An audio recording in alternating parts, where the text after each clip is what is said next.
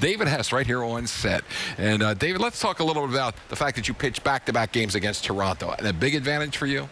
Yeah, I mean, I think going into it works both ways. They knew how we were wanting to approach them, and, we kind of knew how to approach them, and just worked to our strengths and really continued what was working until they showed us otherwise.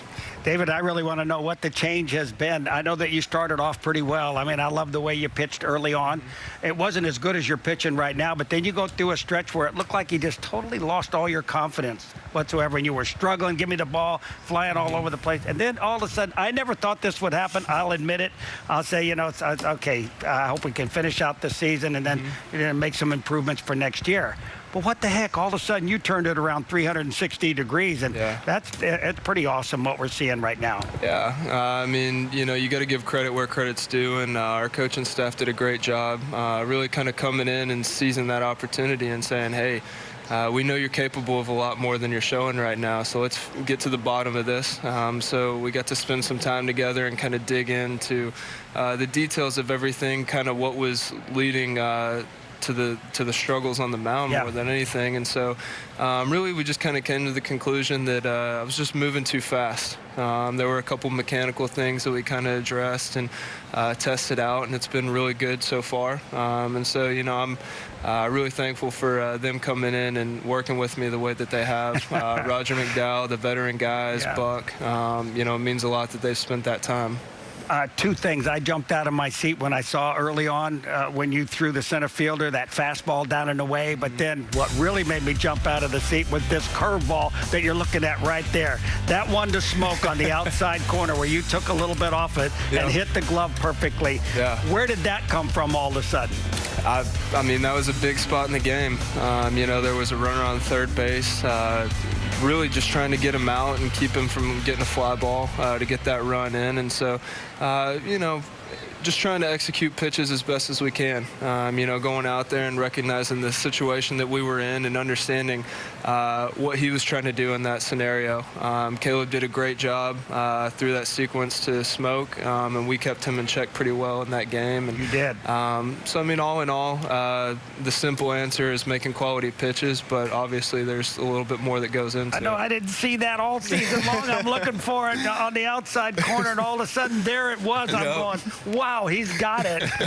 Now, you mentioned the mechanical adjustments. Can you reveal what maybe something was mechanically revisited? Or? Yeah, so, I mean, it's something that we just kind of looked at the way that I pitch and kind of how my mechanics are just naturally. And we realized that I was from the third base side. And then just kind of the angle that we had to create to get that down and away fastball that we were talking about. And just really the difficulty that it was creating and the stress on my body. And so we kind of tinkered around with some things and tested out, shifting over on the rubber a little bit and just allowing me to get through my pitches a little bit better and really just add a little bit of extra life onto my ball and be able to hit that down and away fastball consistently. And that's really opened up a lot, not just on my fastball, but also on my off-speed pitches. And so far it's been good. So we're still working on it and refining it. Was there a point where it just clicked and you said, there, I got it? Honestly, that was a big thing. Roger was instrumental in that. He presented it to me and asked what I thought about that. And I told him, at this point, I have a 6.5 ERA. I'm willing to do anything I have to do to get back on track.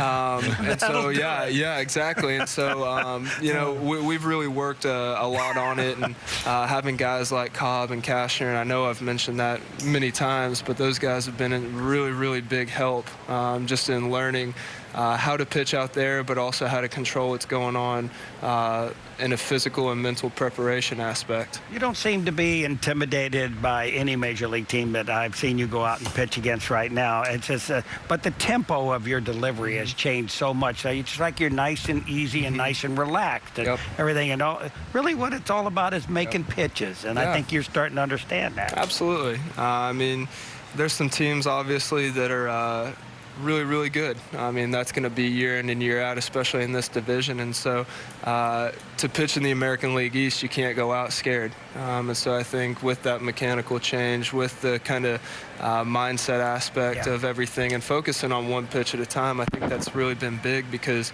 it allows you to just understand the scenario you're in, to understand that if you make the quality pitches that you need to make, then those guys are still hitters. You know, as good as they may be, they'll get out if you make good pitches. Well, David, we really appreciate you coming up here to visit with us on the set. Hopefully you'll be back many more times. Absolutely. Absolutely. Thank you guys for having me. It's been a pleasure.